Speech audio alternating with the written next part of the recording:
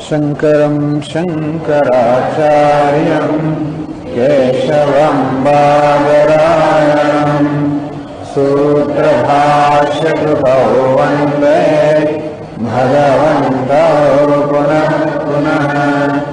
ईश्वरो गुरुरात्मेति मूर्तिभेदविभागिने व्योमवद्व्याप्तदेहाय दक्षिणामूर्तये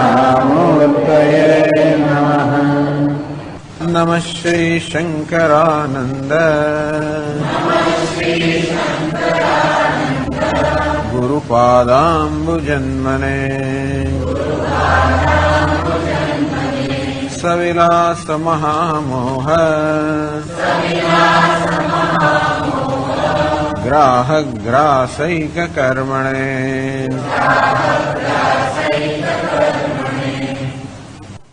116 श्लोक थी। नियमेन जपं कुर्यात् अकृतौ प्रत्यवायतः अन्यथा करणेनर्थः स्वरवर्णविपर्ययात् क्षुधेव दृष्टबाधाकृत विपरीता च भावना जेया केनाप्युपायेन नास्त्यत्रानुष्ठितेः क्रमः। उपायः पूर्वमेवोक्तः तच्चिन्ता कथनादिकः। एतदेकपरत्वेऽपि निर्बन्धो ध्यानवन्नहि मूर्तिप्रत्ययसान्तत्यम् अन्यानन्तरितं धियः ध्यानं तत्राति निर्बन्धः मनसश्चञ्चलात्मनः।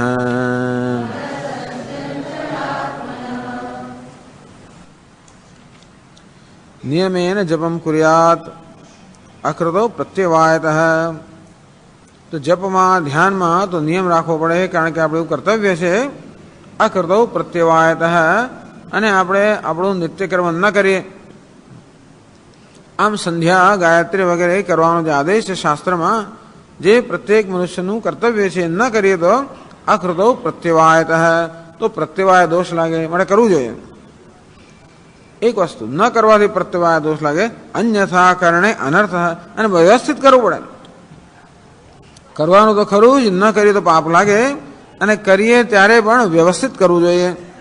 અન્યથા કરણે અનર્થ, કરવામાં જો ગડબડ ગોટાળા કર્યા એટલે પ્રમાદ હોય, અસાવધાની હોય, બેદરકારી હોય, એ રીતે તો અનર્થ સ્યાત, તો વિપરીત પરિણામ પણ આવે.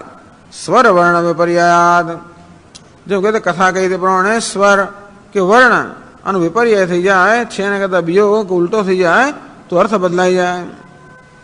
આમ સ્વરથી પણ અર્થ થતો હોય છે.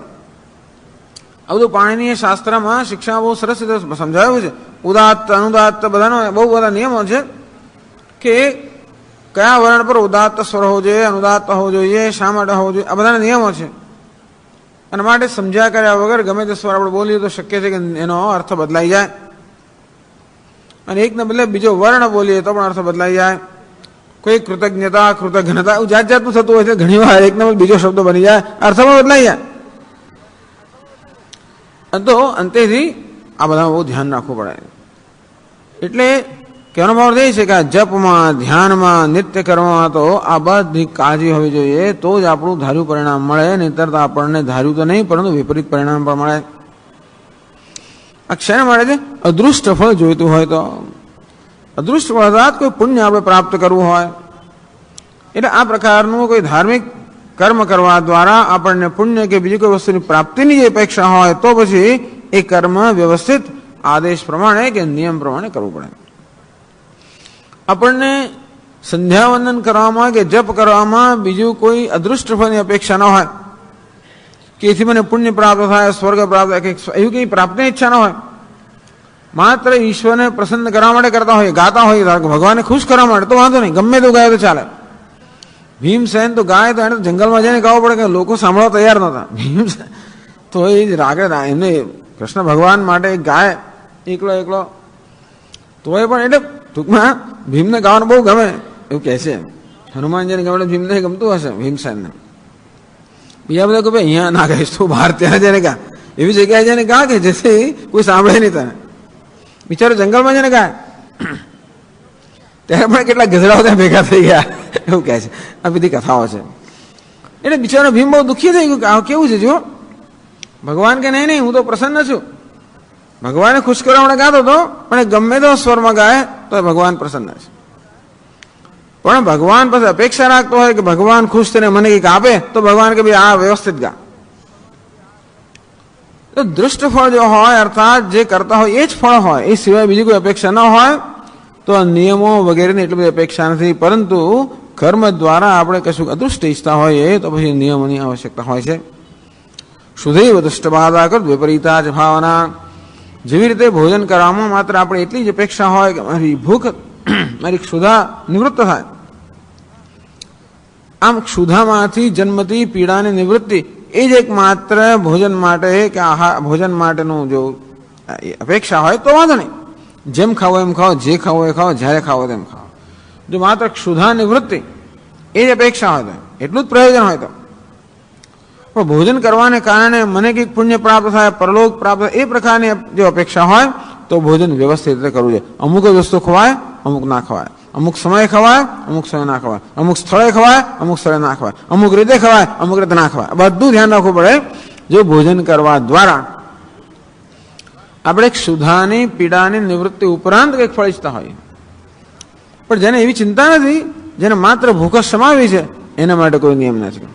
તેવી રીતે આ વિપરીત ભાવનાને આપણે સમાવી છે. એક પરતા એ તો એક પરત્વમ છે. આ એક પરતા એવો સરસ શબ્દ પ્રયોગ કર્યો.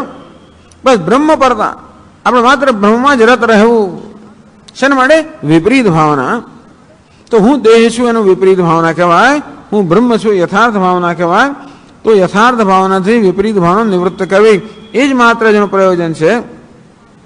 એને માટે અહમ બ્રહ્માસ્મિ આ પ્રકારની ભાવના જાળવી રાખવામાં કે બ્રહ્મ સત્યમ જગન મિથ્યા વાસુદેવ સર્વમ ખલોઇદમ બ્રહ્મ, બસ આ ભાવના જાળવી રાખવામાં કોઈ નિયમ નથી.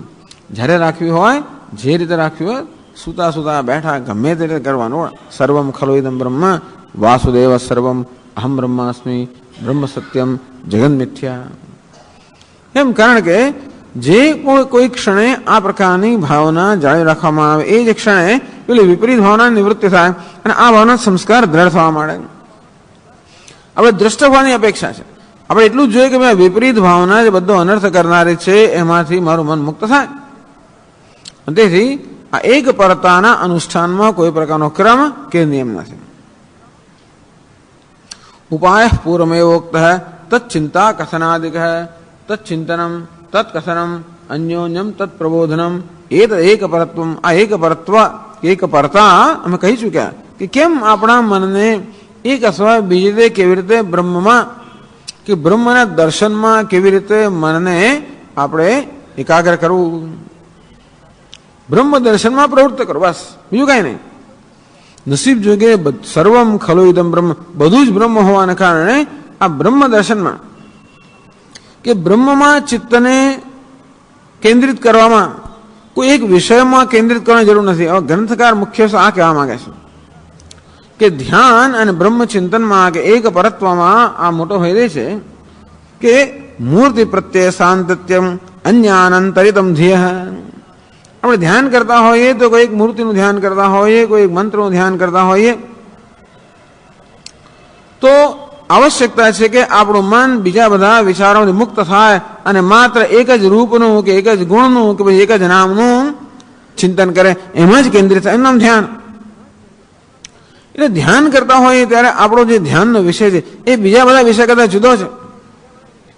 હું શ્રી કૃષ્ણનું ધ્યાન કરતો હોઉં તો બસ એ જ પ્રકારનું રૂપ મારા મનમાં હોય કે એમનું જે નામ હોય કે એમના ગુણ હોય, પછી એમાં રામ ના ચાલે, એમાં બીજું કાંઈ પણ ના ચાલે.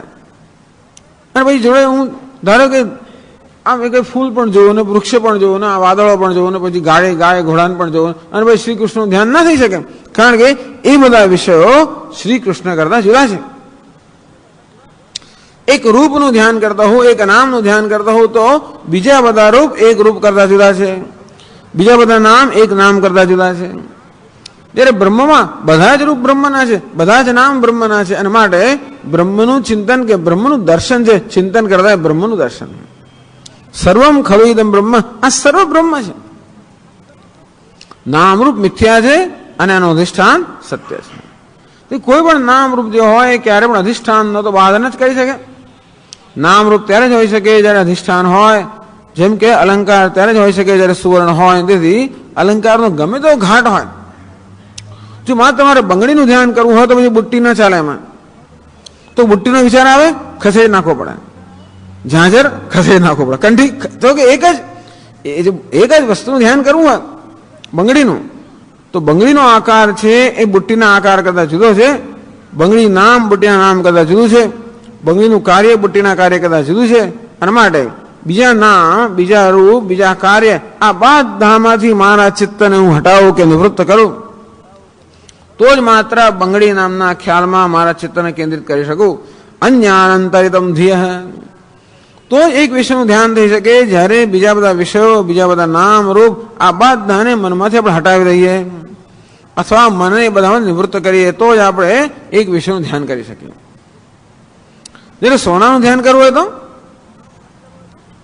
બંગડી પણ ચાલે, બુટ્ટી પણ ચાલે, ગમે તે ચાલે. કારણ કે બંગડી છે એ પણ સોનાથી વિરુદ્ધ નથી અને બુટ્ટી પણ સોનાથી વિરુદ્ધ નથી. એટલે સોનાનું ધ્યાન લેશું, બંગડીમાં એ સોનાનું દર્શન, બુટ્ટીમાં એ સોનાનું દર્શન, એ ગમે તે કંઠીમાં પણ સોનાનું દર્શન. આમ બ્રહ્મ કશાનું વિરોધી ન હોવાને કારણે, બ્રહ્મ સ્વરૂપ અધિષ્ઠાન હોવાને કારણે સર્વત્ર બ્રહ્મ દર્શન શક્ય છે. કારણ કે સુવર્ણ કોઈ અલંકારનું વિરોધી ન હોવાને કારણે, સર્વ અલંકારનું તત્વ અધિષ્ઠાન હોવાને કારણે સર્વ અલંકારોમાં સુવર્ણનું દર્શન જેમ શક્ય છે તેમ દરેક નામ રૂપમાં વાસુદેવનું કે નારાયણનું કે બ્રહ્મનું દર્શન શક્ય છે. વિદ્યા આવીને સંપન્ન હોય, બ્રાહ્મણ હોય, ગાય હોય, હાથી હોય, કૂતરો હોય, ગમે તે હોય, સુરુન મિત્ર અરિ ઉદાસીન મધ્યસ્થ દ્વેષ બંધુ સાધુ પાપી ગમે તે હોય, આ બધામાં પણ એક જ સમાન તત્વ રહેલું હોવાને કારણે આ કોઈ પણ નામ રૂપ જે છે એ નારાયણનો કે વાસુદેવનો કે આત્માનો કે બ્રહ્મનો વિરોધ ના કરે. એટલે મારી દ્રષ્ટિ માત્ર જો બ્રહ્મ પર હોય તો કોઈ પણ નામ રૂપ એનો વિરોધ ન હોવાને કારણે એક જ નામ રૂપમાં મનને કેન્દ્રિત કરવાની જરૂર નથી. આ મહાન મોટો એક તફાવત છે. એ ગ્રંથકાર કહેવા માંગે છે કે ધ્યાન કરવું હોય તો એક જ વિષય હોય, એટલે બીજા બીજા વિષયમાંથી આપણા મનને નિવૃત્ત કરવું જ પડે. ધ્યાનમ તત્ર અતિ નિર્બંધ, એમ કરવામાં ખૂબ જ મુશ્કેલી પડે, કઠિનાઈ પડે. કારણ કે મનસ ચંચલાત્મન, આ ચંચળતા મનનો સ્વભાવ હોવાને કારણે, અસ્થિરતા મનનો સ્વભાવ છે. માટે મનનો સ્વભાવ છે કે એક વિષયમાંથી બીજા વિષયમાં સતત દોડદોડી કરતો હોય, અને એવા મનને એક જ વિષયમાં આપણે કેન્દ્રિત કરવા એને જકડી જ રાખવું પડે રીતસર. જેમ પેલા બાળકનો સ્વભાવ હોય કે આમ બસ આખો દાડો દોડદોડી કર્યા જ કરવી, કારણ કે દર વર્ષ 1.5 વર્ષનું બાળક હોય, બસ દોડા, કેટલી આ શક્તિ એનામાં, ક્યાંથી ક્યાં બધું બેસી જ ના શકે. એને આપણે બેસાડવું હોય તો પકડી જ રાખવું પડે, રીતસર પકડી રાખવું પડે. તેવી રીતે એક વિષય પરથી બીજા વિષયમાં દોડાડી કરવાની જેને ટેવ છે, સ્વભાવ છે, એ આપણું મન, એને આપણે એક વિષયમાં કેન્દ્રિત કરવો તો એને બાંધી રાખવો, એને કઈ નિર્બંધ, મનને બાંધી રાખવું પડે. મનસ ચંચલાત્મન, ચંચલાત્મા ચંચળતા જેનું સ્વરૂપ છે, ચંચલાત્મા ચંચળતા જેનો આત્મા સ્વરૂપ છે, એવા મનને આવી રીતે ધ્યાનમાં એક વિષયમાં કેન્દ્રિત કરવા માટે એને જકડી રાખવું પડે. આ પ્રકારે મનને જકડવાની આ એક પરતામાં જરૂર નથી પડતી, એ ગ્રંથકાર કહેવા માંગે છે.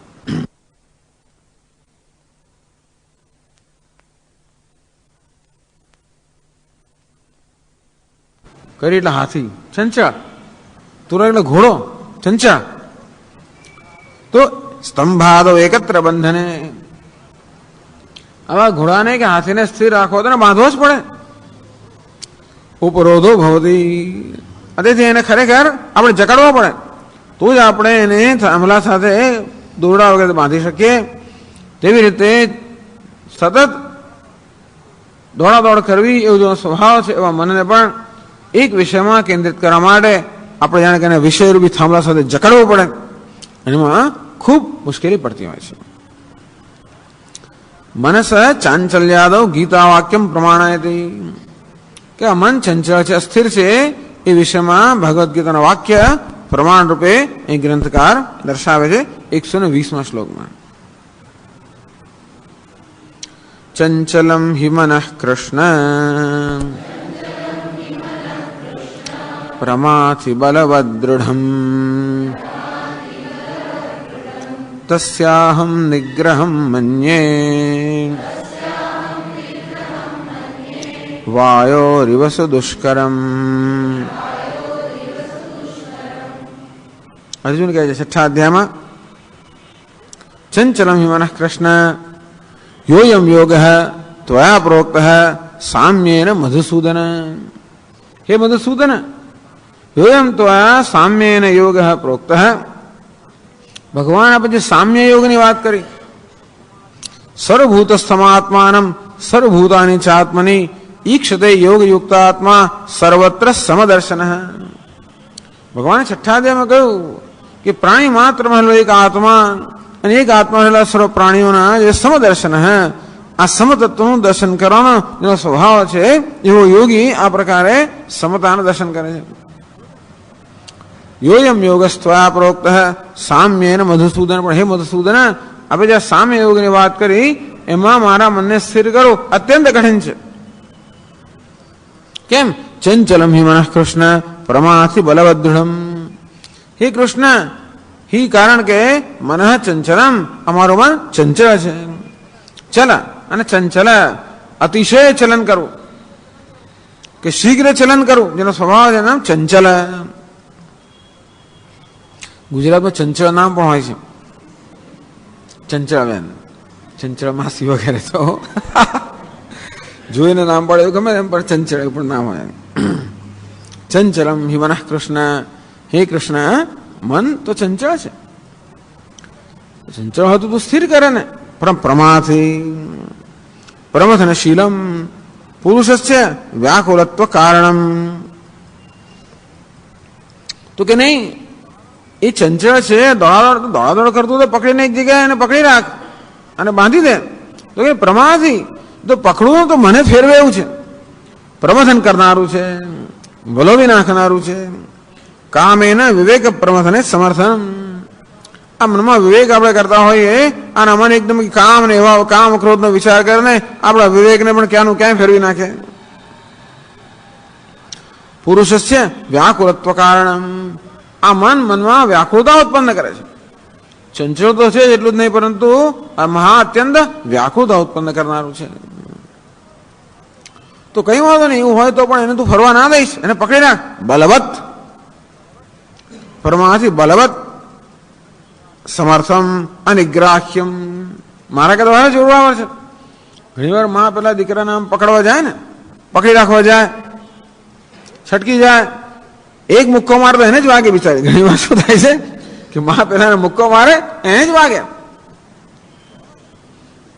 બલવત, મન પણ એવું જ છે. એની સાથે યુદ્ધ કરવા જાઉં તો હું જ ઘવાઈ જાઉં છું. બહુ હઠીલું, બલવત બહુ હઠીલું છે. અનિગ્રાહ્યમ, અને માટે એને પકડવું જ મુશ્કેલ છે. દૃઢમ સતી અસિતિવા વિષય લગ્નમ. એવું દ્રઢ છે, એવું હઠેલું છે, ગમે તે વિષયનું ચિંતન કર્યા જ કરે. સતી એટલે જે વિષય હોય એનું ચિંતન કરે, અરે ના હોય એનું કશા ને કશાનું ચિંતન કર્યા જ કરે. પણ હું કહું એનું ચિંતન ના કરે. બસ એટલું ખરું. હું એને કહું કે તું કૃષ્ણનું ચિંતન કરે, તે ગમે તે ચિંતન કરે, પણ કૃષ્ણ તો ના જ કરે. દૃઢમ, પાછું બળવાન, વળી વ્યાકુળતા ઉત્પન્ન કરનારો આવું મન છે.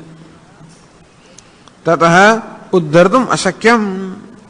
ટૂંકમાં એક વાર પાછું એવું હઠીરું છે કે એક વાર એને કોઈ વિષયનો વિચાર કરવાનો શરૂ કર્યું, કોઈ ગમે તે વારીએ તો આપણે વારી જ ના શકીએ. મેં કીધું બંધ કરાવે, બંધ જ ના કરે. એક વાર મનમાં રાગ કે દ્વેષ પૂર્વક એને કશું વિચાર કરવાનો, કોઈકના મગજમાં એના મનમાં આવ્યું, મનના મનમાં આવ્યું કે બસ આનો બદલો લઈશ, કઈક તૂત ભરાયું. પછી હું ગમે તે કહું તોય પણ બસ એ જ વિચાર કર્યા જ કરે, એમાંથી આપણે પાછું જ ના ખેંચી શકીએ. અથવા કશું જોઈએ ને પછી બસ એ જ માંગ જ કરે. હઠીરું બળવાન અને આપણામાં વ્યાકુળતા ઉત્પન્ન આવું મન છે. તસ્યાહમ નિગ્રહમ મન્યે વાયો હોય સુદુષ્કરમ. મળે હે ભગવાન, તસ્ય મનસઃ, આ મનનો નિગ્રહ કરો, બંધન કરવું, એક જગ્યાએ એને કેન્દ્રિત કરવું. વાયો હોય સુદુષ્કરમ, વાયો નિગ્રહ એવ. જે વાયોને બાંધો દુષ્કર સુદુષ્કર, દુર્લભ સુદુર્લભ, એનાથી દુષ્કર દુઃખે ને કરતું. તો જેને એને કરવું બહુ અત્યંત કઠણ છે, સુદુષ્કર અત્યંત કઠણ છે. જેવી રીતે વાયુને બાંધવાનું અત્યંત કઠિન છે, તેવી રીતે આ મનને બાંધવું અત્યંત કઠિન છે.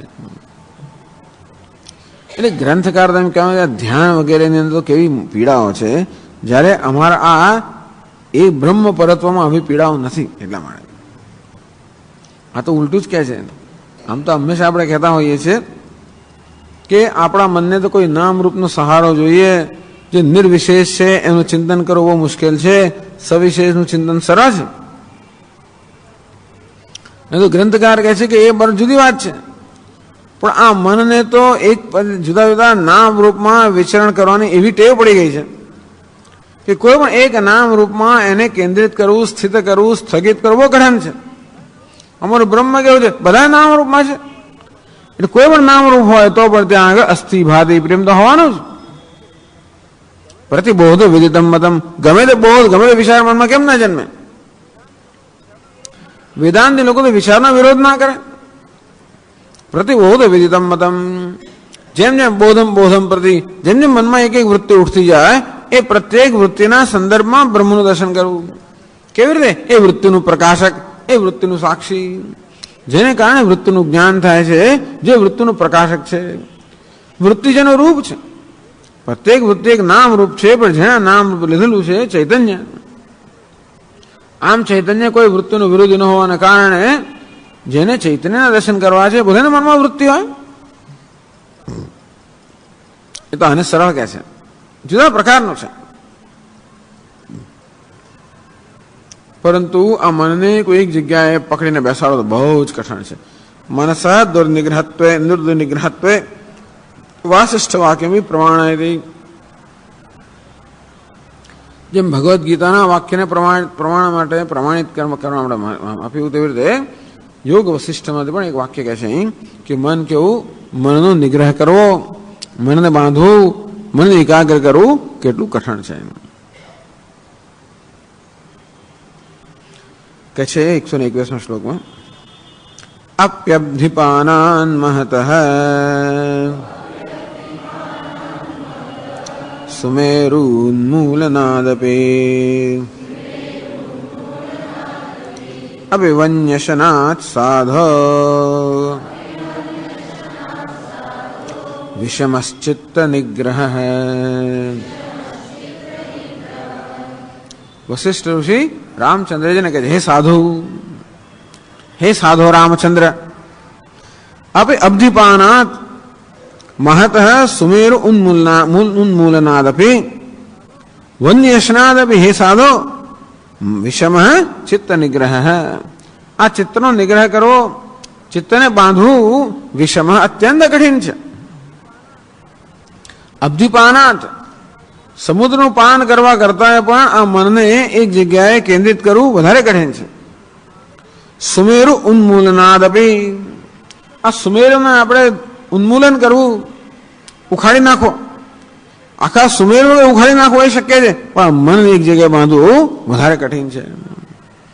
વન્ય અશનાત, કદાચ કોઈ વન્યનું અગ્નિનું પાન કરી શકે, અગ્નિપાન તો શક્ય છે, કદાચ શક્ય હોવા બની શકે, તો આ મનને છે એનું નિગ્રહ કરવો આ બધા કરતા કઠણ છે. એવું કશું છે નહીં, પણ તો અમે કહેવાનો ભાવ છે કે એટલે આ મનના નિગ્રહ માટે ઘણા પ્રયત્નની આવશ્યકતા છે. એટલે આગળ કહેવામાં આવે કે ઉપાસના વગેરે આપણને એ માટે કહેવામાં આવતા હોય છે. એ માટે બ્રહ્મજ્ઞાનની કોઈ આવશ્યકતા પણ નથી. એ બ્રહ્મજ્ઞાનની સાધના થતી હોય ત્યારે પણ આ મનને એકાગ્ર કરવાની સાધના થવી જોઈએ. એ માટે ઉપાસના એટલે કે કોઈ કે નામ રૂપ જે આપણે ગમતું હોય એમાં ચિત્તને એકાગ્ર કરવું. વાત સાચી છે. જે નામ રૂપમાં આપણે ચિત્તને એકાગ્ર કરવાનું છે એ માત્ર એક નામ રૂપ જ હોય તો એમાં ચિત્તને એકાગ્ર બહુ કઠણ છે. પણ એમાં કંઈક ભાવ હોય, એ નામ રૂપમાં ભાવ આવે, ભક્તિભાવ હોય, જો પ્રેમ હોય, એવું હોય કે નામ કે રૂપના ચિંતનમાં મનને રસાસ્વાદ મળતો હોય, તો પછી જે ચંચળ મન છે આપણે એને પેલી મધમાખીની જેમ ઉડતી હોય ગમે તે હોય, પછી મધ હોય ત્યાં જેમ આવી જાય તો મન પણ રસ હંમેશા રસાસ્વાદ ઈચ્છતું હોય છે. એટલા માટે જે નામ રૂપમાં આપણે ધ્યાન કેન્દ્રિત કરવું હોય એમાં રસાસ્વાદ કેવો હોય? અભ્યાસ એને તો કૌંતેય વૈરાગ્ય છે ગૃહ્યતે. બીજા બધા વિષયો પ્રત્યે રાગમાંથી નિવૃત્તિ, અને આમાં રાગને સ્થાપિત કરવો. આમાં રાગ છે એ રાગનું દર્શન કરવું. તો કે એમાં આસક્તિ કે રાગ, ટૂંકમાં ભગવાનનું નામ હોય, ભગવાનનું રૂપ હોય, એમાં આસક્તિ હોય કે રાગ હોય તો એને કારણે મને મજા આવે. એ જુદી વસ્તુ છે. પણ માત્ર કોઈ કે નામ રૂપમાં આપણા મનને કેન્દ્રિત કરવું એ પ્રયત્ન બહુ જ કઠિન છે. જો એમાંથી આપણને કોઈ આનંદ ના આવતો હોય, અમે જપ કરવા વગેરેમાં મનને એકાગ્ર કરવાની કઠિનતા એટલા મળે છે કે કરવામાં મને આનંદ નથી આવતો. જો શ્રી કૃષ્ણ શરણમમાં એવી જાતનું રટણ કરવામાં મને આનંદ આવતો હોય તો આપણે ન ઈચ્છે તોય મને ગયા કરે. મન તો એવું છે ને જેમાંથી આનંદ આવે એ વસ્તુમાં આપોઆપ જ જાય. પણ ન આવતો હોય તો પછી એને બાંધવું. બરાબર બાળકને ધારો કે અભ્યાસ ભણવાનું ગમતું જ ના હોય અને તો પછી એને રમતમાંથી છોડાવીને ભણવામાં પ્રવૃત્ત કરો બહુ જ મુશ્કેલ છે ને.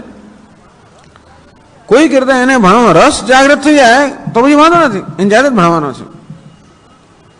તેવી રીતે જેમાં મનને પ્રવૃત્ત કરવાનું છે એના માટે મનમાં રસ જાગૃત થાય તો બરાબર છે.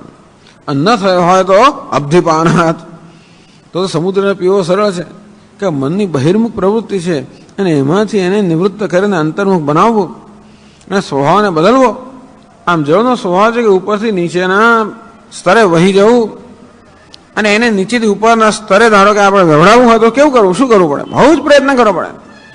તે તો મનનો સ્વભાવ છે કે અંતરમાંથી બહિર્મુખતા બહારના વિષયમાં જવું, એનું નિવૃત્ત કરીને અંતર્મુખ બનાવવા માટે મહાન પ્રયત્નની આવશ્યકતા છે. પણ એટલા માટે ભક્તો લોકો કે આ ભક્તિમાં કંઈ જરૂર નથી હોતી, ભગવાનના ભજનમાં યોગ જપ તપ કશાની જરૂર નથી હોતી. એક માત્ર પ્રેમની જરૂર છે. અને તો બધી વસ્તુ થઈ જાય. એ આ બધાનો ઉપાય છે. યોગ એક માર્ગ છે અને પ્રેમ પણ માર્ગ છે, અને સમજ ત્રીજો માર્ગ છે. ખરું છે? સમજ હોય તો પણ મન એકાગ્ર થઈ શકે, પ્રેમ હોય તો પણ એકાગ્ર થાય, અથવા તો આપણામાં શક્તિ હોય મનનો નિગ્રહ કરવાની તો પણ એકાગ્ર થાય. એટલે આવી જાતની પદ્ધતિઓ છે મનને એકાગ્ર કરવાની. એમાં અનેક માર્ગ છે, એમાં અનેક માર્ગ હોઈ શકે. મનને એકાગ્ર કરવાનો માર્ગ અનેક હોય, મનને શુદ્ધ કરવાનો માર્ગ પણ અનેક હોય, જ્ઞાનનો માર્ગ એક જ હોય. પણ મનને એકાગ્ર કરવાની આપણી રીત છે સમજ, ભક્ત લોકોની રીત છે ભક્તિ, યોગીની રીત છે એને પકડીને બરાબર કેન્દ્રિત કરવું. શરીરને પ્રાણથી બધા કરીને પણ મને ખસવા ના દેવું, હટવા ના દેવું, પ્રાણ દોરડાથી બાંધી દેવું. એને હું પણ એવો કરતા હોય. બહુ સામર્થ્ય જોઈએ એના માટે. ભક્ત લોકો કોમળ હોય તો પછી પણ પ્રેમથી મનને આમ આનંદથી રસાસ્વાદ ચખાડે એટલે મન અહીં જાતે જ આવી જાય. વેદાંત લોકો ભલે ને મનને જ્યાં જાય અસ્થિભાથી પ્રેત દૂર ક્યાં જવાનું છે? મને જ્યાં જવું હોય ત્યાં જાય. અસ્થિભાત બિચારો ઘડો ગમે ત્યાં જાય ને, ક્યારેય માટીથી દૂર તો જઈ જ ના શકે ને. ઘડો ગબડતો ગમે ત્યાં જાય, ક્યારે પણ માટીથી દૂર ના જઈ શકે. તેવી રીતે મનને જ્યાં જવું હોય ત્યાં જાય. અસ્થિભાતી પ્રેથી દૂર જઈ જ ના શકે. આ ત્રણ પદ્ધતિઓ છે. ચાલો, આ તો આપણે જાણે કે વિષયાંતર કહેવાય, પ્રાસંગિક વસ્તુ કહેવાય. અહીં પ્રસંગ તો એ, અહીં તો કહેવાનો ભાવ અર્થ એ છે કે આ ધ્યાન વગેરે અત્યંત કઠિન છે. જ્યારે અમારું જે બ્રહ્મચિંતન છે, એક પરત્વ જે છે એવું કઠિન નથી. પ્રકૃતે તતઃ વૈષમ્યમ દર્શયતી વિપરીત ભાવના નિવર્તક નિધિધ્યાસે. આ વિપરીત ભાવનાનું દેહાત્મ બુદ્ધિનું, એટલે કે દેહાદિમાં આત્મબુદ્ધિ, જગતમાં સત્યત્વ બુદ્ધિ, એમાંથી મને નિવૃત્ત કરવા માટે એ ધ્યાન કરતા જુદો પ્રકાર છે. અહીં ત્યાં એક ભાવના છે, ચિત્તને એકાગ્ર કરવાનું છે. અહીં દર્શન છે. દર્શન છે એટલું જ નહીં, ત્યાં પણ દર્શન તો ખરું, બધા એક નામ રૂપમાં દર્શન છે. અહીં દર્શન કેવું છે? દરેક સર્વ નામ રૂપનું જે અધિષ્ઠાન છે કે સત્ય છે એનું દર્શન છે. તેથી એ બંનેમાં ઘણો તફાવત છે બતાવે છે. કથનાદૌ ન નિર્બંધ શૃંખલાબદ્ધ દેહવત કિન્ત્વનન્તેતિહાસાદ્યૈ વિનોદો નાટ્યબધ્યઃ.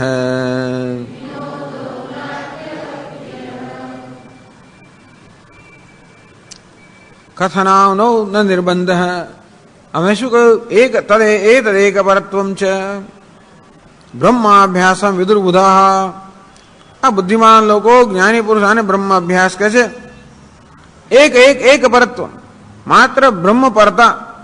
તત્ચિંતનમ તત્કથનમ અન્યોન્યમ તત્પ્રબોધનમ. બસ એનું ચિંતન કરવું, એની કથા કરવી, અન્યોન્ય સાથે એનો વાર્તાલાપ કરવો. એટલે માત્ર ચિંતન કરવું એવું જ નહીં, માત્ર કથા કરવું પડે.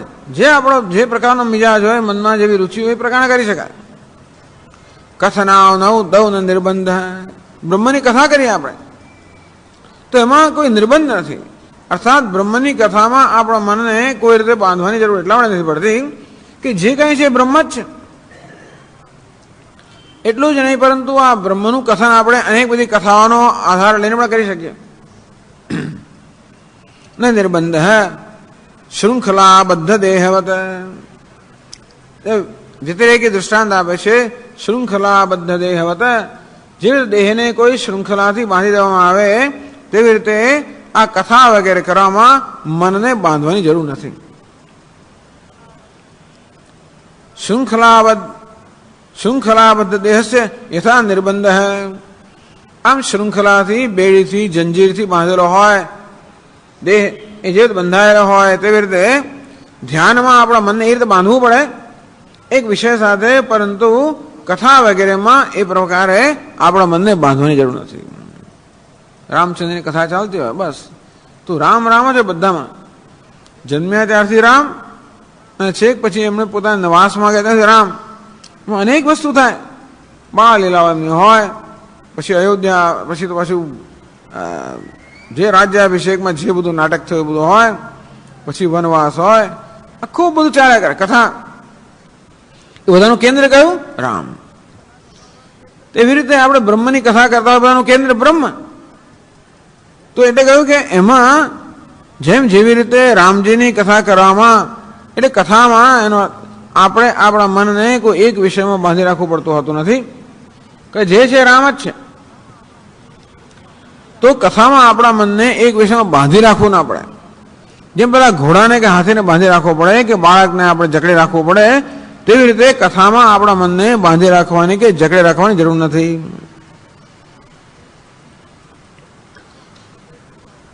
તો ચિંતનમાં પણ નહીં, કથનમાં પણ નહીં, ચિંતનમાં નહીં પણ નહીં, કે પ્રબોધનમાં પણ નહીં. ન કેવલમ નિર્બંધ ભાવ, માત્ર મનને બાંધી ન રાખવું પડે એટલું જ નહીં, પરંતુ પ્રત્યુત ધ્યેય વિનોદ હે, વાસ્તવ મનને આનંદ આવે. આપણા મનને કથા વગેરે દરમિયાન મનને આપણે જકડી તો ન જ રાખવું પડે, એ ઉપરાંત એ પ્રવૃત્તિઓ મનને આનંદ પણ આવે. કિંતુ અનંત ઇતિહાસાદ્ય વિનોદ નાટ્યવધ્ય. વિનોદ બુદ્ધિ ખરેખર એનો આનંદ માણી શકે, રસ માણી શકે. અનંત ઇતિહાસાદ્ય. ઇતિહાસ કોને કહેવાય? પૂર્વેશામ કથા.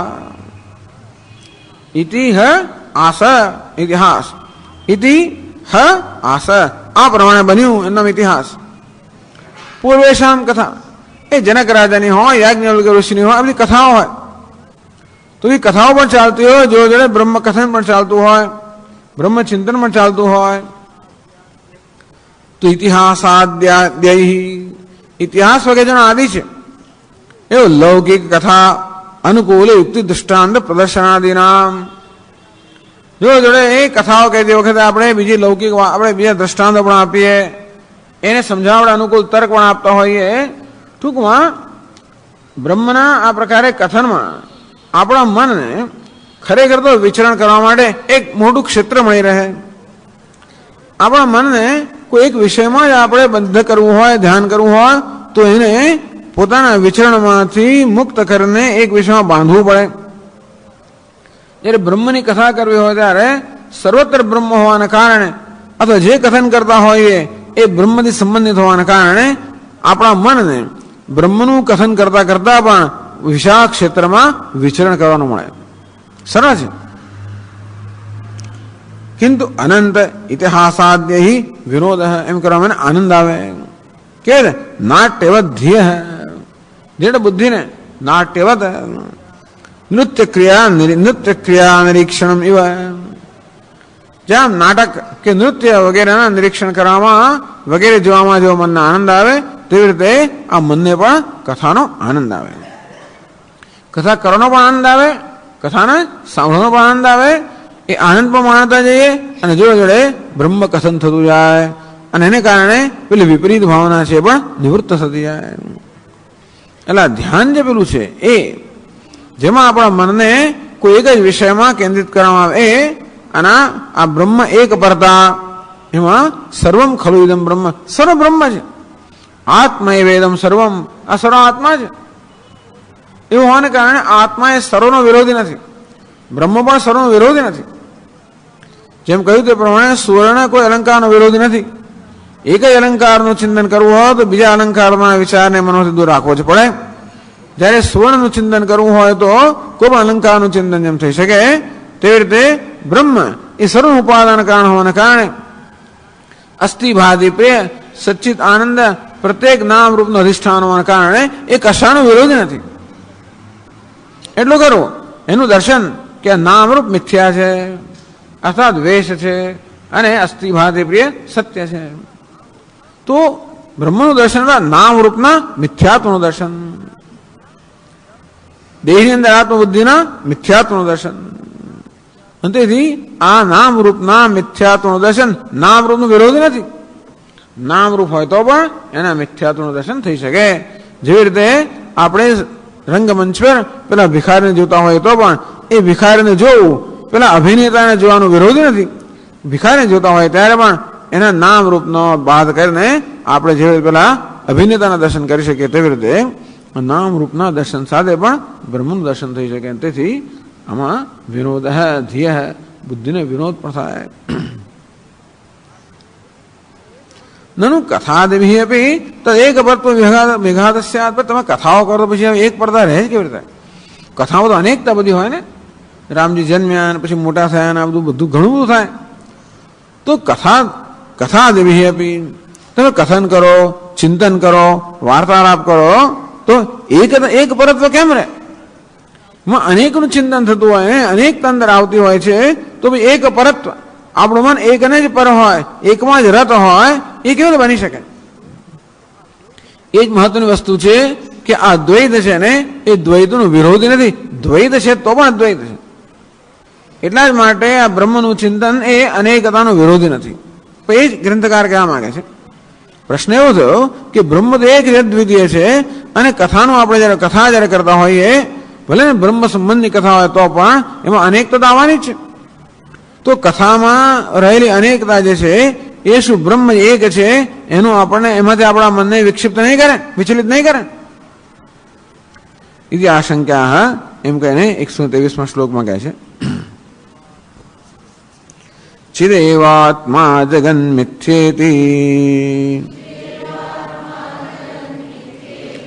અત્યત્ર પર્યવસાકૃતઃ નિધિધ્યાસન વિક્ષેપ નીતિહાસાદિભિર્ભવેદ. ચિદેવાત્મા જગન્મિથ્યાદ્યત્ર પર્યવસાનકૃત પર્યવસાનતઃ કે પર્યવસાકૃત બે છે. ઇત્યત્ર પર્યવસાનતઃ. આપણે જે બધી કથાઓ કહેતા, દશમા શુક્રની કથા કહીએ, જ્યાં જ્યાંથી કથાઓ આપણે ધારો કહેતા હોઈએ, કેવી ગાયની કથા કહેતા હોય, અનેક બધી કથાઓ આવતી હોય વેદાંતમાં, પરંતુ એ બધી કથાઓનું તાત્પર્ય શું છે? તો ચિદેવ આત્મા પ્રાપ્તસ્ય પ્રાપ્તિ. આત્મા ચૈતન્ય છે, અસ્થિ ભાતિ પ્રે, એ જ આત્માનું સ્વરૂપ છે.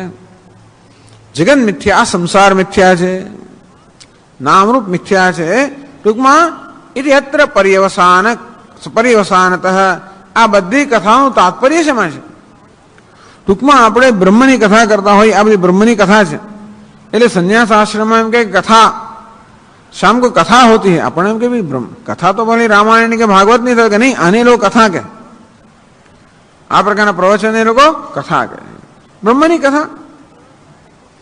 તો બ્રહ્મની કથા થતી હોય ત્યારે અનેક દૃષ્ટાંતો ભલે અપાતા હોય, અને છતાં આપણે બધા દૃષ્ટાંતનું તાત્પર્ય એકમાં જ હોય છે, તે બ્રહ્મ.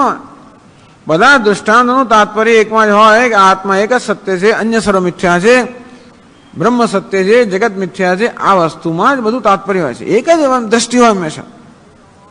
જે કંઈ કથાઓ હોય, જે કંઈ દલીલો હોય, જે કંઈ થતું હોય, એ બધાની પાછળ એક જ દૃષ્ટિ હોય. અમારા સ્વામીજી કહે, સ્વામિનારાયણજી મહારાજ, કે જો શરૂઆતમાં કોર્સની શરૂઆત થઈ તો કે અત્યારે હું તમને જે કહું છું, તો 2.5 વર્ષ પછી કોર્સ પૂરો થાય ત્યારે એ જ વસ્તુ કહેતો હોઈશ, એ જ વસ્તુ. અત્યારે શું કહ્યું? તત્વમસી. 2.5 વર્ષ પછી શું કહ્યું? તત્વમસી. બીજું કઈ નથી કહેવાનું. એટલે ટૂંકમાં વિષય બદલાતો જ નથી. હા, એની સ્પષ્ટતા બદલાય. જેમ પોલરોય કેમેરામાં એક આપણે ફોટો પાડ્યો હોય અને આપણે પછી બહાર કાઢીએ, બહુ ઝાંખું ઝાંખું દેખાય.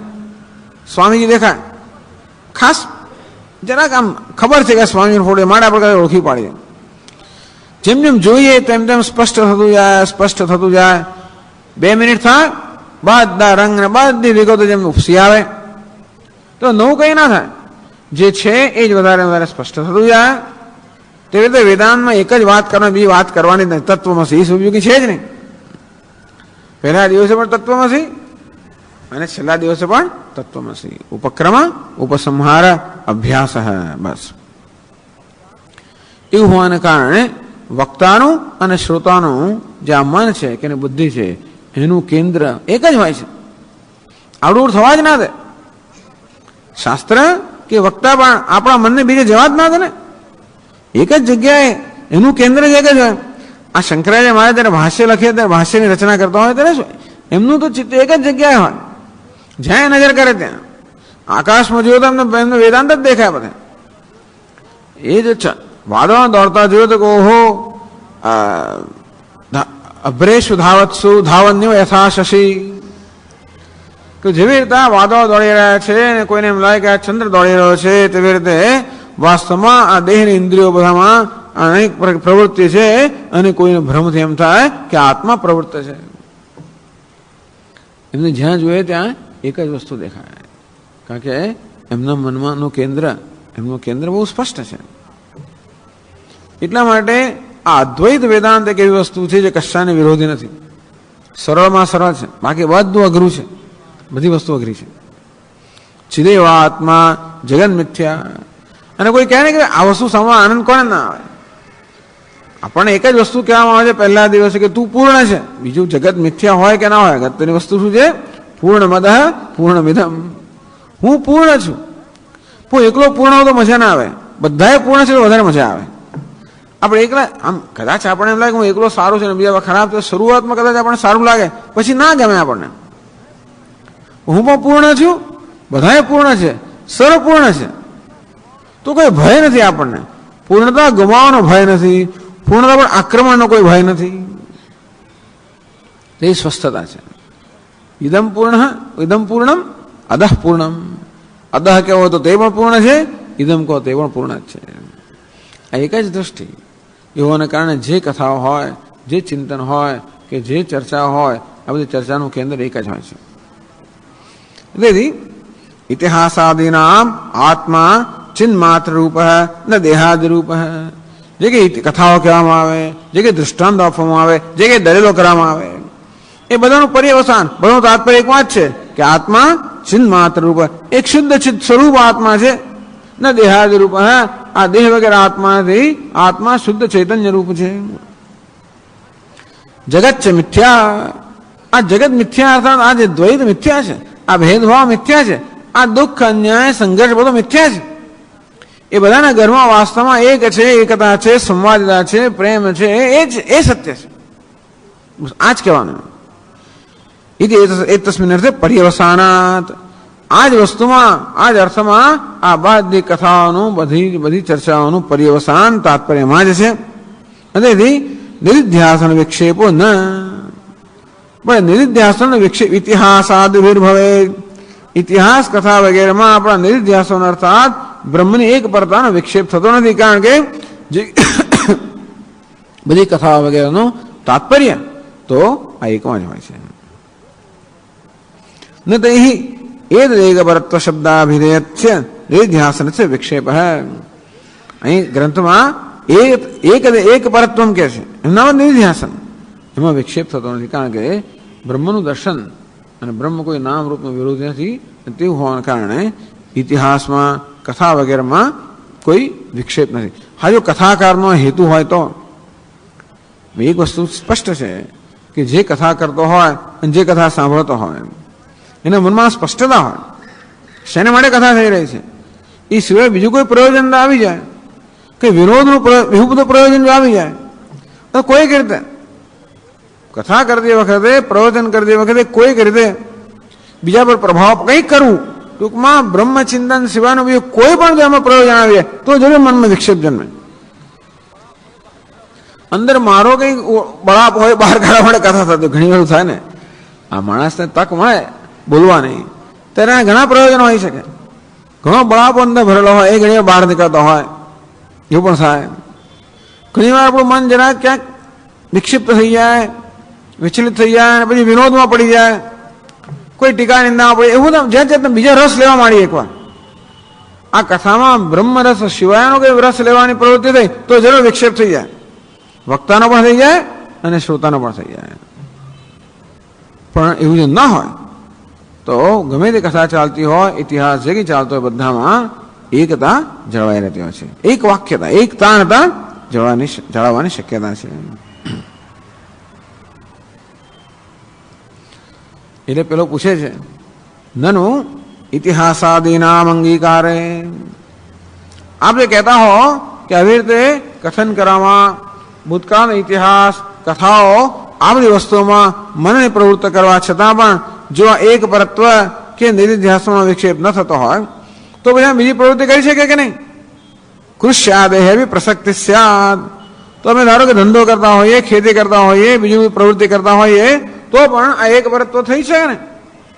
જો કથા વગેરે કહેતા હોઈએ અને આપણું મન એ બ્રહ્મમાં કેન્દ્રિત થઈ શકતું હોય તો પછી અમે વેપાર ધંધો કરીએ કે ખેતીવાડી કરીએ તો પણ એ થાય કે ના થાય?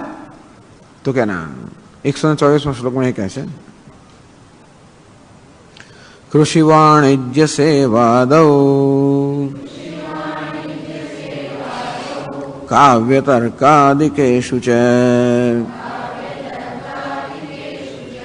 વિક્ષિપ્યતે પ્રવૃત્યાધિઃ તૈસ્તત્વસ્મૃત્ય સંભવાત. તો કે ના, જે ઇતિહાસમાં, કથાઓમાં, એ બધી બ્રહ્મની કથાઓમાં, બ્રહ્મ વિશેના ઇતિહાસમાં અને બ્રહ્મની કથાઓમાં જે વસ્તુ છે એ બીજા ના થાય. ટૂંકમાં આ બ્રહ્મ કથા વગેરેમાં આપણા મનને આપણે બ્રહ્મ પર કેન્દ્રિત કરી શકીએ, પરંતુ કૃષિ વાણિજ્ય સેવા, ખેતી કરતા હોઈએ, વેપાર કરતા હોઈએ, સેવા એટલે સર્વિસ, નોકરી કરતા હોય, બધું કરતા હોઈએ, એટલે આ પ્રકારે પ્રવૃત્તિમાં જો આપણે પ્રવૃત્તિ કરતા હોઈએ તો આપણા મનને બ્રહ્મમાં, બ્રહ્મચિંતનમાં કેન્દ્રિત કરવું સંભવિત નથી. વિક્ષિપ્ય પ્રવૃત્તિયા, આ પ્રકારની પ્રવૃત્તિ જરૂર વિક્ષેપ જન્માવે. એટલા જ માટે કે ખેતી કરવી હોય કે ધંધો કરવો હોય, વેપાર કરવો હોય તો જગતને સત્યતા આપવી જ પડે, તો જ થાય ને આ બધું. ટૂંકમાં જગત મિથ્યા હોય તો કોણ પછી કંઈ કરી શકે? વેપાર ક્યારે કરી શકીએ આપણે? પૈસા કમાવા હોય, ધંધો બધું ક્યારે થાય? પૈસા કમાવાનો હોય તો પૈસા કમાવા મળે, પછી જે લઈ પૈસા કમાવા હોય અને પછી જગત મિથ્યા, એ ના ચાલે. ધંધો કરતી વખતે ધંધાના નિયમો પછી પાળવા જ પડે. સ્વામી મેં તો ધંધો કર્યો, જેને લઈ જાઓ લઈ જાઓ, અચ્છા લઈ જ જશે બધા, તો પછી તમારે 6 મહિના ઉઠી જઈશું આપણે, એવું ના થાય. વેપાર કરતા હોય તો વેપારના નિયમોનું પાલન કરવું જ પડે. નહીં તો જોઈએ કે આ તો સ્વામીના ક્લાસમાં જાય છે, બરોબર છે, એને માટે બધું સમાન છે, એ સમાનતા ત્યાં ના ચાલે. પછી વિદ્યા વિનય સંપન્ન બ્રાહ્મણે ગવી હસ્તીની જે આવે બધા સમાન છે, બધા નારાયણ છે. જે માગ્યું તમે આપ્યું. આજે રોકડા કાલે ઉધાર એવું કહેતા હોય છે લોકો. એવું ના તો કઈ વાત, અમે શું થઈ ગયું? રોકડા આપે, રોકડા લીધા, ઉધાર તો ઉધાર, બધા નારાયણ છે ને. એ બધું ધંધો ત્યાં ના ચાલે. એ બધું વેપાર કરવો હોય તો આ બધું ના ચાલે ત્યાં. એમાં વેપારના નિયમોનું પાલન કરવું પડે. વ્યવહાર કરવો હોય તો વ્યવહારના નિયમોનું પાલન કરવું પડે. ત્યાં બ્રાહ્મણને કૂતરાને સમાન ના ગણાય. બ્રહ્મચિંતનમાં બ્રાહ્મણને કૂતરાને સમાન ગણાય. બ્રહ્મ દર્શનમાં બ્રાહ્મણને કૂતરો સમાન છે, વ્યવહારમાં નથી. પછી કૂતરાને લઈને આસન પર બેસાડો, એવું ના ચાલે. કે બ્રાહ્મણને એમ નાખો લો, એવું ના ચાલે. તે વખતે આપણે નામ રૂપને વ્યવહારને સત્યતા આપવી જ પડે, તો જ યોગ્ય યથાયોગ્ય વ્યવહાર થાય. ખેતી કરવી હોય તો ગમે તેમ ના થાય ને.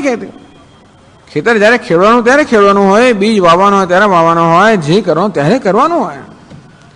જીવ જંતુ હોય ત્યારે દવા છાંટવાની હોય, પછી એમને દવા છાંટો તો પેલો પાક બળી જાય ને જીવ જંતુઓ ખાય, એવું ના ચાલે ને. ટૂંકમાં ખેતી કરવી હોય તો પણ એ બધામાં ધ્યાન રાખવું પડે. નોકરી કરવી હોય તો પણ ધ્યાન રાખવું પડે. જેને નોકરી કરીએ છીએ એ ખુશ રહે, નહીં તો પછી કાઢી મૂકે આપણને.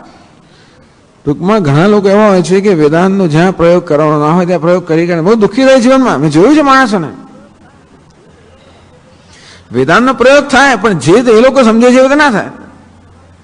આ તો જે પેલા સાંભળ્યું કે બધું નારાયણ છે, બસ ચાલતું ચાલતું જાય ને સામે એક પેલો હાથી આવે દોડતો દોડતો, મહાદેવે કહ્યું અરે હટી જા હાથી ગાંડો છે.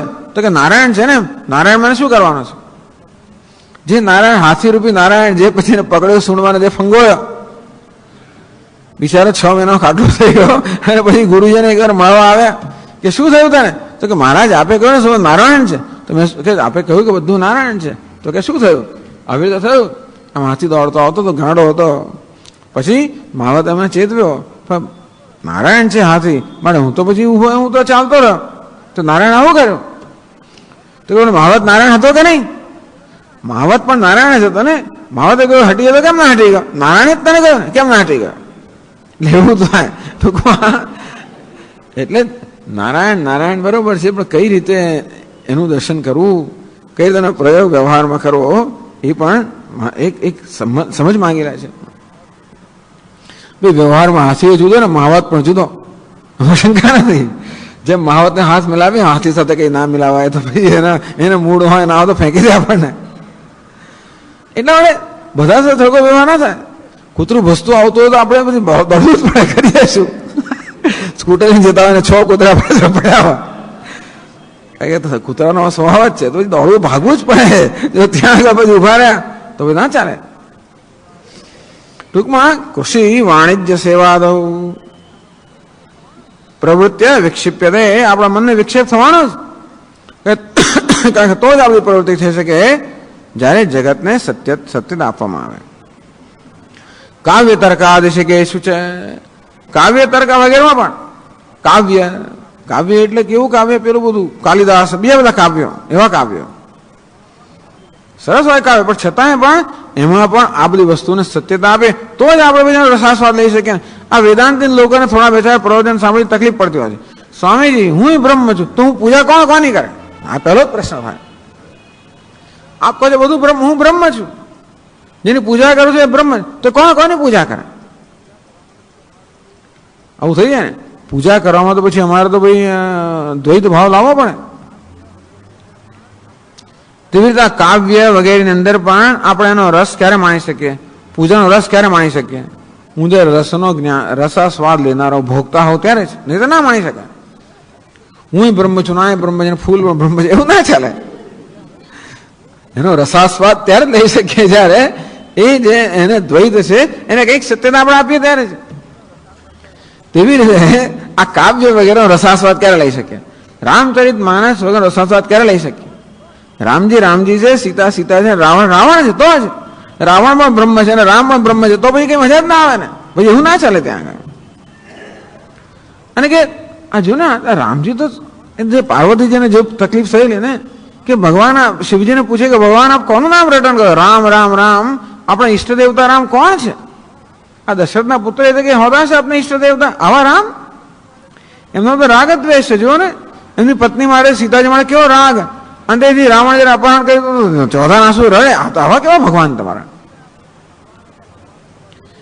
એવી વખતે આપણે ભગવાન એટલે ભગવાન જ હોવા જોઈએ અને રડે નહીં. સમબુદ્ધિ વિશિષ્ય સમબુદ્ધિ વિશિષ્ય તે જેમને તો પછી એવી કથાને શું કરવાની? એવું ના ચાલે. તો જ એ કથાનો રસ હોય જ્યારે ત્યારે ભગવાનની આંખમાં આંસુ આવે, એમને પણ દુઃખ થાય, એમને વિરહની વેદના થાય. નહીં તો જાય કોણ લેવા? તો આવી તકલીફ કોણ ભેટે? આટલી બધી મુશ્કેલી સહન કરીને સીતાજીને પાછી લાવવા કેમ જાય? અંદર કઈ થતું હોય તો જ થાય ને, બ્રહ્મને કઈ થાય જ નહીં. એટલા માટે આવી જાતનો આવી જયારે કથા થતી હોય, ટૂંકમાં આ કાવ્ય વગેરેની કથા થતી હોય ત્યારે એમાં જયારે આપણે એનો આનંદ ત્યારે જ માણી શકીએ જ્યારે એ બધી વસ્તુઓને એટલે વ્યવહારિક સત્યતા આપવામાં આવે, વ્યવહાર સત્ય માનવામાં આવે ત્યારે ના થાય. કાવ્ય તર્કનો પણ આનંદ છે, આ બધામાં રસાસ્વાદ છે. તો કાવ્યનો રસાસ્વાદ છે, સાહિત્યનો રસાસ્વાદ છે, ટીવી જોવામાં રસાસ્વાદ છે, તો જ આપણે જોઈએ ને. કોઈ પણ વસ્તુ આપણે ક્યારે કરીએ એમાં રસાસ્વાદ હોય ત્યારે. અને રસાસ્વાદ ક્યારે માણી શકીએ? એ જેવું છે તેવું આપણે જ્યારે એને માણીએ ત્યારે. પછી એમાં પણ આ તો છે પણ એ તો બ્રહ્મ જ છે ને સ્વામીજી. માર્યું તો એ બ્રહ્મ છે, ના માર્યું તો એ બ્રહ્મ છે, ઘેરાવ તો એ બ્રહ્મ છે, જતો તો ભાઈ શું ઘેરાવાનો આનંદ નથી, જતો એનું દુઃખ નથી. તો ભાઈ હર્ષ શોક માન અપમાન કયું હોય જ નહીં. તો પછી કોઈ દિવસ આપણે કથાનો આપણે તર્કનો કાવ્યનો આનંદ ના લઈ શકીએ. આ બધા પ્રકારના રસ આપણે માણી શકીએ. બધા રસ જુદા જુદા છે. એક રસ બીજા રસ કદાચ જુદો છે. એવી જાતની આપણી જયારે સમજ હોય તો એ પ્રકારને આપણો સ્વીકારો તેને પણ જુદો રસ માણી શકીએ. ભોજનમાં પણ આ ખાટું કહેવાય, તીખું કહેવાય, તુરું કહેવાય, ગળ્યું કહેવાય, તો માણી શકીએ ને. કે જયારે લાડુનો ટુકડો લીધો, પછી જયારે ચટણી લીધી, પછી પેલો જયારે ભજી લીધું, એ બધા સ્વાદ એક જ છે ને સ્વામી. એમાં શું ઘણા લોકોને એવું હોય છે મને કે સ્વાદ આવતો જ નથી. કેમ કે જે આપણે હું ખાઈ લઉં ગમે તો બનાવો. હવે એને આપણે શું કરીએ? ટૂંકમાં જેને સ્વાદનો કોઈ જ્ઞાન જ નથી, ગમે તે સ્વાદ જેને સરખો જ છે, એને ભોજનનો આનંદ શું હોય? ભોજનનો આનંદ ત્યારે માણી શકીએ જ્યારે આપણે જુદા જુદા સ્વાદ માણી શકતા હોઈએ, દરેક સ્વાદની અંદર રહેલો જે ભેદ છે પારખી શકતા હોઈએ. તો તેવી રીતે આ કાવ્ય તર્ક આ બધાની અંદર પણ આપણું મન ત્યારે જ પ્રવૃત્ત થઈ શકે, ત્યારે જ આનંદ લઈ શકે જ્યારે દ્વૈતને વ્યવહારને સત્યતા અપાતી હોય. વિક્ષિપ્યતે પ્રવૃત્ત્યાધિ. આપણી બુદ્ધિ આપણે આમાં પ્રવૃત્ત કરીએ, ખેતીમાં, વેપારમાં, નોકરીમાં, કે પછી એવું ના કરતા હોઈએ. અમે તો સ્વામીજી અમે તો બસ ઘરે બેસીને મજા કરીએ, અભ્યાસ કરું છું, વાંચું છું. શું વાંચો છો? તો કે કાલિદાસ પેલા કાવ્ય વાંચીએ છીએ, નોવેલો વાંચું છું. તો કે એવું પણ નહીં, કારણ કે એ બધાની અંદર હું ટીવી જોઉં છું. તો કે નહીં, એટલા જ માટે કે એ બધી પ્રવૃત્તિમાં આપણે જગતને દ્વૈતને સત્યતા આપવી પડે અને તો જ એ પ્રવૃત્તિ આપણે કરી શકીએ. અને તેથી ધીહી પ્રવૃત્ત્યા વિક્ષેપ્યતે. એ બધી પ્રવૃત્તિને કારણે આપણી બુદ્ધિમાં વિક્ષેપ જન્મે છે. તૈ તત્વ સ્મૃતિ અસંભવાત. આ બધામાં તત્વનું સ્મરણ કરવું સંભવ નથી. એટલે ઇતિહાસ કથન વગેરે જુદી વાત છે, પરંતુ એટલે એ નિયમ જે બ્રહ્મના ઇતિહાસમાં, બ્રહ્મની કથામાં, બ્રહ્મની ચર્ચામાં લાગુ પડે છે, એ નિયમ ગમે તે ચર્ચામાં લાગુ ના પડે. એ ગ્રંથકાર કહેવા માંગે પેલા તો સારું તારે બધું કરીશું, બધું બ્રહ્મ જ છે ને આપના કહેવા પ્રમાણે. તો ભાઈ નહીં, તો કે નહીં.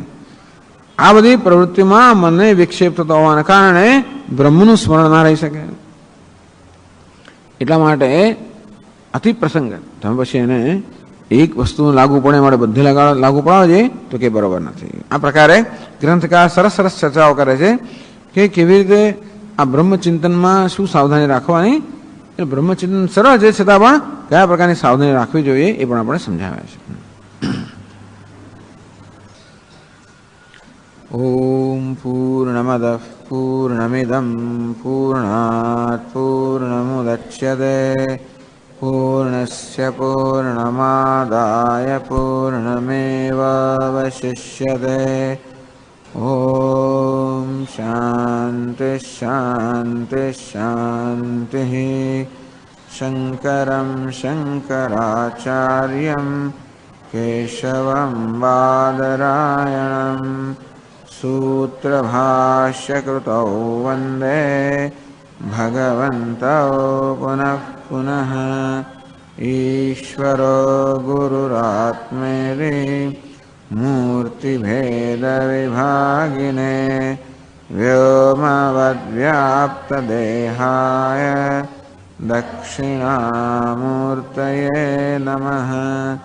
ओम शांति शांति शांति. हरि ओम. श्री गुरुभ्यो नमः. हरि ओम.